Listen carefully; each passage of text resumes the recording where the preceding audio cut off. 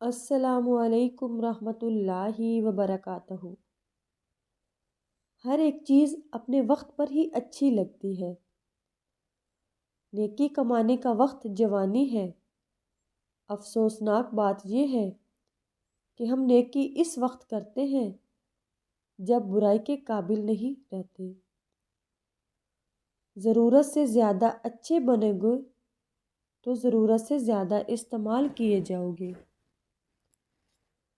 انسان واحد ایسی مخلوق ہے جس کا زہر الفاظ میں ہوتا ہے۔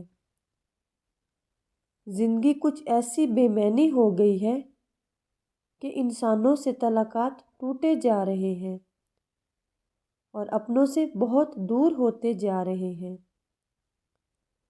میں جانتا ہوں کہ میں کچھ تو ہوں، کیونکہ میرا رب کوئی بھی چیز بیکار نہیں بناتا۔ جس چھاؤں سے عزت نفس زخمی ہو اس چھاؤں سے دھوپ بہتر ہے۔ جب سورج غروب ہونے لگتا ہے تو چھوٹے آدمی کے سائے بھی بڑے ہو جاتے ہیں۔ وہ دن کسی کو کیا نقصان پہنچائے گا جس میں راستے سے پتھر ہٹانے پر بھی ثواب ملتا ہو۔ ہمارے ساتھ یہ بڑی بدقسمتی ہے کہ ہمیں بازاروں میں جانے کا وقت مل جاتا ہے، تفریح کے لیے وقت مل جاتا ہے، دوستوں سے بات کرنے کا وقت مل جاتا ہے، لیکن اپنے ساتھ بیٹھنے کا، اپنے اندر جھانکنے کا کوئی وقت میسر نہیں آتا۔ کوشش کرو کہ سب کچھ ٹوٹ جائے پر وہ مان نہ ٹوٹے جو کسی بہت اپنے نے خود سے زیادہ آپ پر کیا ہو۔ ہماری نظر دوسروں کے چھوٹے چھوٹے عیبوں پر ہوتی ہے، اپنے بڑے بڑے عیب دکھائی نہیں دیتے۔ اپنے بدن پہ سانپ بچھو لٹک رہے ہوتے ہیں، ان کی پرواہ نہیں، اور ہمیں دوسروں کی مکھیاں اڑانے کی فکر میں ہے۔ اپنی انا کو کسی کے سامنے پامال کر دینا مجازی عشق ہے، اور اپنی انا کو باس کے آگے پامال کر دینا عشق حقیقی ہے۔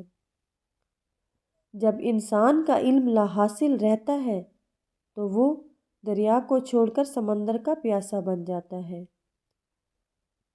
چھوٹے راستے سے ہٹا کر بڑے مدار کا مسافر بن جاتا ہے۔ تب اس کی طلب، اس کی ترجیحات بدل جاتی ہے۔ حضرت مجدد الف ثانی بہت سخت اصول بزرگ تھے، لیکن ایک بات ان کی کبھی بھولنے والی نہیں۔ انہوں نے فرمایا، جو شخص تجھ سے مانگتا ہے اس کو دے۔ کیا یہ تیری انا کے لیے کم ہے کہ کسی نے اپنے دست سوال تیرے آگے دراز کیا؟ درد وہ ہوتا ہے جو ہمیں دوسروں کو تکلیف میں دیکھ کر ہوتا ہے، ورنہ اپنا درد تو جانور کو بھی محسوس ہوتا ہے۔ رشتے اور راستے زندگی کے دو اہم پہل ہیں۔ کبھی کبھی رشتے نبھاتے نبھاتے راستے کھو جاتے ہیں، اور کبھی راستوں میں چلتے چلتے رشتے بن جاتے ہیں۔ کسی کو رشتے راس آ جاتے ہیں اور کسی کو راستے۔ فرق صرف اتنا ہے کہ راستوں کے دکھ برداشت ہو جاتے ہیں لیکن رشتوں کے نہیں۔ ہم میں سے ہر ایک دوسرے پر یہ بات ثابت کرنا چاہ رہا ہوتا ہے کہ میں تم سے ذہانت کے اعلیٰ درجے پر فائز ہوں اور زیادہ معلومات رکھتا ہوں، اور تم تو بس ایسے ہی ہو اور تمہارا کوئی حال نہیں۔ زندگی میں کوئی خوشی، کوئی رشتہ، کوئی جذبہ کبھی مستقل نہیں ہوتا، ان کے پاؤں ہوتے ہیں۔ ہمارا سلوک اور رویہ دیکھ کے بھی یہ بھاگ قریب آ جاتے ہیں اور کبھی آہستہ آہستہ دور چلے جاتے ہیں۔ آپ عورت کے ساتھ کتنی بھی عقل اور دانش کی بات کریں، کیسے بھی دلائل کیوں نہ دیں، اگر اس کی مرضی نہیں تو وہ اس منطق کو بھی نہیں سمجھے گی۔ اس کے ذہن کے اندر اپنی منطق کا ایک ڈرائنگ روم ہوتا ہے جسے اس نے اپنی مرضی سے سجایا ہوتا ہے، اور وہ اسے روشن کرنے کے لیے باہر کی روشنی کی محتاج نہیں ہوتی۔ اسی لیے وہ کسی عقل اور دانش اور دلائل کے معاملے میں مانگنے کی روشنی پر ایمان نہیں رکھتی۔